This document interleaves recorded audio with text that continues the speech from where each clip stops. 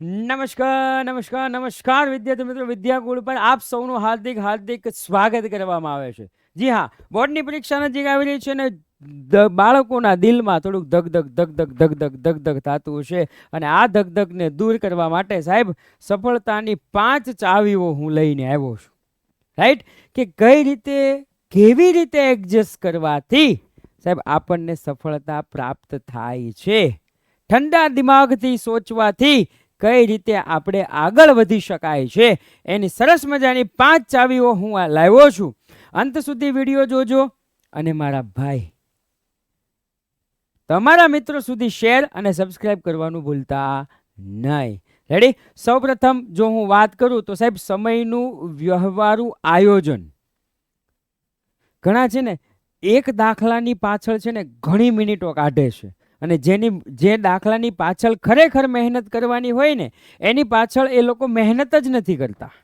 આવું થાય છે. એટલે સાહેબ સૌપ્રથમ દિવસો ગણાય એટલા જ બાકી રહ્યા છે. તમને ખબર છે ને મને ખબર છે, તમને ખબર છે, મને પણ ખબર છે સાહેબ. દિવસો ગણાય, આંગળીના વેઢે ગણાય ને એટલા જ દિવસો બાકી છે સાહેબ. રાજપાલ યાદવનું એક વાક્ય કદાચ તમને જો યાદ આવે તો કે તમે વીતી ગયેલા સમયને જો પાછો લાવી શકતા હોય ને તો તમે તમારો સમય બરબાદ કરી શકો છો. જો નથી લાવી શકતા તો તમે સમય જે બરબાદ કરો છો એને છોડી દો, મહેનત કરવાનું ચાલુ કરો. સાહેબ દરેક વિષયને તેના મહત્વ અને અઘરાપણા મુજબ સમય ફાળવો. બધા જ વિષયો અઘરા નથી હોતા, બધા જ વિષયો ઇઝી નથી હોતા. અઘરા અને સહેલા કોઈ વિષય હોતા નથી. હા, એની સમજ તમારામાં વધુ કે ઓછી હોય છે. સમજી ગયા?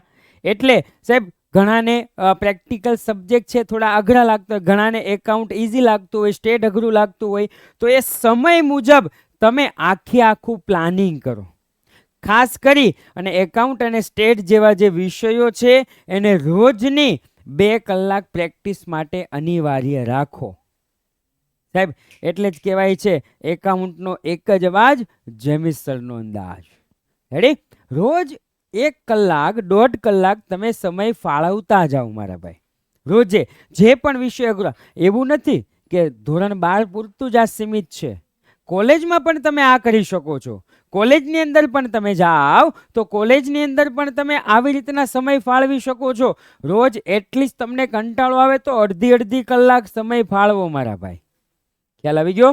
ત્યાર પછી વાત કરું તો ભાઈ કોન્સેપ્ટ પર પકડ. ડાયરેક્ટ છે ને ઊંધું નાખી અને સીધા દાખલા જ મળો ગણવા, ઊંધું નાખીને સીધા દાખલા જ મળો ગણવા, એમ નહીં આવડે. ડાયરેક્ટ સવાલ જવાબ વાંચવી તો એમ નહીં આવડે. સૌપ્રથમ એની પ્રસ્તાવના વાંચો કે આખું ચેપ્ટર કહેવા શું માગે છે. એ આખું ચેપ્ટર જે કહેવા માગતું હોય એના ઉપરથી ધીમે ધીમે સાહેબ ચોપડીમાં સૌપ્રથમ પહેલા પ્રસ્તાવના આવે. શું કામ? કારણ કે આખું બેકગ્રાઉન્ડ બાંધવું પડે અને એના ઉપરથી તમને ખબર પડે કે આ ચેપ્ટર શું કહેવા માગે છે. ક્લિયર? ચોપડી કાંઈ આમનામ ન બની જાય. એ ચોપડીમાં ઘણા બધા તર્ક વિતર્ક વૈજ્ઞાનિક કારણો બધા લગાડેલા હોય પછી એ ચોપડી બને. અને આપણે શું કરીએ સાહેબ? સીધા જ દાખલા. નહીં, એવું નહીં. ખ્યાલ આવ્યો? એટલા માટે જ હું કહું છું કે ચેનલ સબસ્ક્રાઇબ કરી લેજો. શું કામ? કારણ કે વિદ્યાકુળ કોમર્સ ગુજરાતી ચેનલ એક એવી છે કે જેમાં પહેલા ભણાવવામાં આવે છે પછી આઈએમપી આપવામાં આવે છે. પહેલા ભણાવી પછી આઈએમપી આપે છે. રાઈટ? એટલા માટે લખ્યું છે માત્ર ગોખણપટ્ટી કરવાને બદલે પાયાના સિદ્ધાંતને સમજો. એકાઉન્ટ એટલે શું સમજો. આપણે 1 શોટમાં બધું સમજાવેલું છે. એના પછી જેટલા પણ ભણાવવાના લેક્ચર છે એની અંદર પણ સમજાવેલું છે એકાઉન્ટ એટલે શું.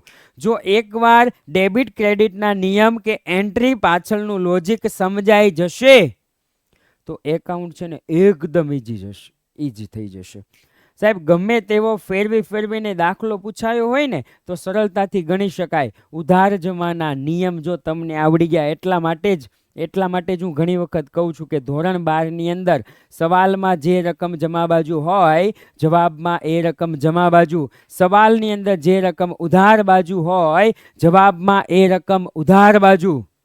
જેટલી રકમથી તમે ઉધાર કરો છો એટલી જ રકમથી તમે જમા કરો. સાહેબ આ કોન્સેપ્ટ છે ને, આ કોન્સેપ્ટ આખો જો તમે સમજી લેશો ને મારા ભાઈ, તો એકાઉન્ટ તમારા માટે એકદમ ઇઝી થઈ જશે, એકદમ ઇઝી.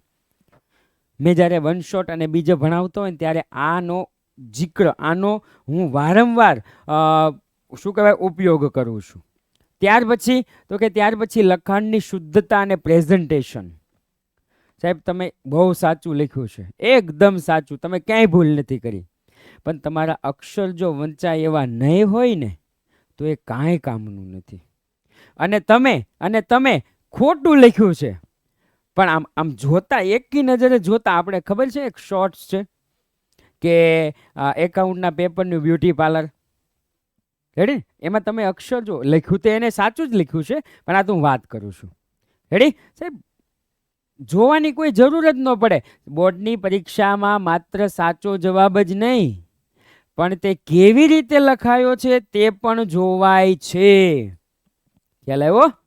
અને ફોર્મેટ, નમૂના દોરવાના, સ્કેલનો ઉપયોગ કરવાનો, પેન્સિલનો ઉપયોગ કરવાનો, પેનથી નહીં દોરવાનું, એ બધું ધ્યાન રાખવું પડશે ભાઈ. ચેકચાક વગરનું લખાણ અને ગણતરીની મેં એ જે બ્યુટી પાર્લર છે ને એની અંદર પણ કીધેલું છે કે તમે આ ભૂલ ન કરતા. રેડી? સાહેબ આપણે તો વિભાગ CDEF એની તો સાહેબ તમે IMP આપો છો, પણ AB વિભાગ માટે શું કરવાનું છે? વિડીયોની નીચે ડિસ્ક્રિપ્શનમાં લિંક આપી છે, એ લિંકની અંદર સાહેબ MCQ અને SQ માટેની એક મસ્ત મજાની PDF છે જે તમારે ડાઉનલોડ કરી લેવાની છે. જો હેતુલક્ષ્યમાં 30માંથી 30 ગુણ મેળવવા હોય તો. રેડી? ત્યાર પછી વાત કરું તો સાહેબ જૂના પેપર્સ અને બ્લુ પ્રિન્ટનો અભ્યાસ કરો. PYQs, previous year question. PYQs છે એ PYQs ને તમારે વારંવાર મારા ભાઈ રટણ કરવું પડશે. ઘણી વખત દાખલો ગણાઈ જાય ને એટલે બાળકો શું કહે છે ખબર છે? સર આ એક વખત તો ગણાઈ ગયો, હવે ફરી વખત શું કામ ગણવો? ભાઈ એક વખત ભણાઈ જાય પછી ફરી વખત એ ન આવડે તો ફરી વખત ભણવું પડે છે. હા, આવડતું હોય કે ન આવડતું હોય, શિક્ષક બોર્ડ ઉપર ગણાવે છે. હા, તો શિક્ષકે તો એમ ન કહી શકે કે આ એક વખત તો આપણે ભણાવી દીધું છે, હવે ફરી વખત શું ભણાવવું છે? નહીં.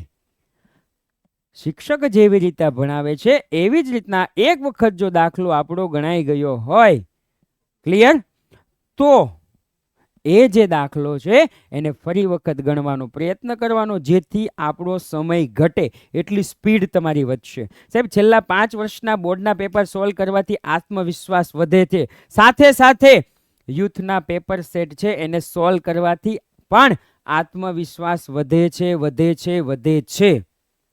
ક્લિયર? ત્યાર પછી તો કે બ્લુ પ્રિન્ટ મુજબ કયા ચેપ્ટરમાંથી વધુ ગુણનું પૂછાય છે તેના ઉપર વધુ ભાર મૂકવો, જેની માટે આપણે ઓલરેડી બ્લુ પ્રિન્ટ આપી દીધેલી છે કે બોર્ડ પરીક્ષા માટેની બ્લુ પ્રિન્ટ. સાહેબ આ વિદ્યાકુલ ગુજરાતી કોમર્સ છે ને, એમાં જેટલા પણ તજજ્ઞ શિક્ષકો બધા ભણાવે છે ને એ ઘણા વર્ષના અનુભવો, એટલીસ્ટ ઓછામાં ઓછા 10 વર્ષથી તો ભણાવે જ છે. તો એને ખબર હોય કે કયા દાખલા કઈ રીતે પૂછાય છે, કેવી બ્લુ પ્રિન્ટ છે. સૌ પ્રથમ એ લોકો બ્લુ પ્રિન્ટ ઉપર ભાર આપે છે. શું કામ? કારણ કે એ બાળકને કહેવા માગે છે કે આ ચેપ્ટરમાં તમે એટલો સમય ફાળવો, આ ચેપ્ટરમાં તમે એટલો સમય ફાળવો. રાઈટ? સાહેબ પેપર સોલ્યુશન એ જ સાચી તૈયારી છે. અને પેપર સોલ્યુશન એ પાછું કેવું? લખીને પેપર સોલ્યુશન, વાંચીને નહીં કે પેપર 2025નું પેપર કાઢ્યું, પેલો સવાલ જોયો, એનો જવાબ ચોપડીની અંદર, તો કે ચોપડીની અંદર જોઈ લીધો. સાહેબ આખું સોલ્યુશન કરી નાખ્યું, કાંઈ કામનું નહીં. એવું તો બધા કરે છે. લખી અને પેપર સોલ્યુશન કરશો તો તમને ખબર પડશે કે સાહેબ 3 કલાકની અંદર મારે કેટલું લખવાનું છે, કયા વિભાગને કેટલો સમય આપવાનો છે, કયા દાખલો કેવી રીતે ના લખવાનો છે, 3 ગુણનો સવાલ હોય તો કેટલા મુદ્દા લખવાના છે, 3 ગુણનો તફાવત હોય તો કેટલા મુદ્દા લખવાના છે. એ બધું ક્યારે ખબર પડશે? જ્યારે આપણે પેપર લખેલું હોય તો.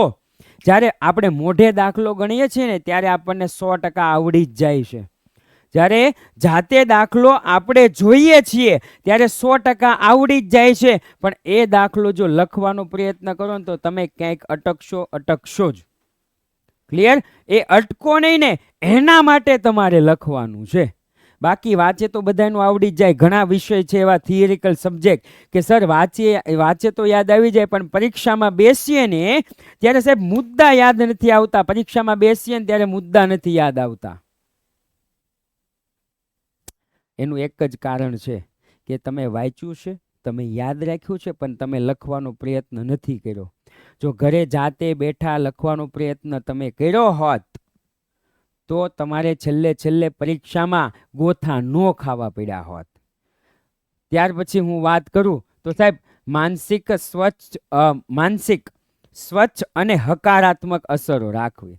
મતલબમાં મગજમાં મને કાંઈ નથી આવડતું ને હવે હું શું કરીશ ને મને આ પહેલેથી અઘરો જ વિષય લાગે છે ને હવે મારાથી પાકું નહીં થાય ને આ તો હું સ્કીપ કરી દઈશ ને આવા વિચાર આવે. હું આ સ્કીપ કરી દઈશ ને હવે આ ચેપ્ટર બહુ અઘરું છે ને એમાં પાછું ક્લાસરૂમ હોય કે બીજે ગમે ત્યાં આમ જોડથી બોલે આ ચેપ્ટર તો અઘરું બહુ. ઓલાને ઇઝી લાગતું હોય ને એને ચેપ્ટર અઘરું મળે લાગવા. પેલા માનસિકતા ફેરવો, એનો બેઝિક કોન્સેપ્ટ સમજો, ત્યાર પછી આગળ વધો. પરીક્ષાનો ડરને લીધે ઘણી વખત આવડતું હોય તે પણ ભૂલાઈ જાય છે. ઘણી વખત બધું પાકું કરીને ગયા હોય. પેઢીના વાર્ષિક હિસાબના સાહેબ આખું ફોર્મેટ કંપનીના વાર્ષિક હિસાબનું આખું ફોર્મેટ પાકું કરીને ગયા હોય. પરીક્ષામાં જ્યારે લખવા બેસે ને ત્યારે યાદ ન આવે. શું કામ?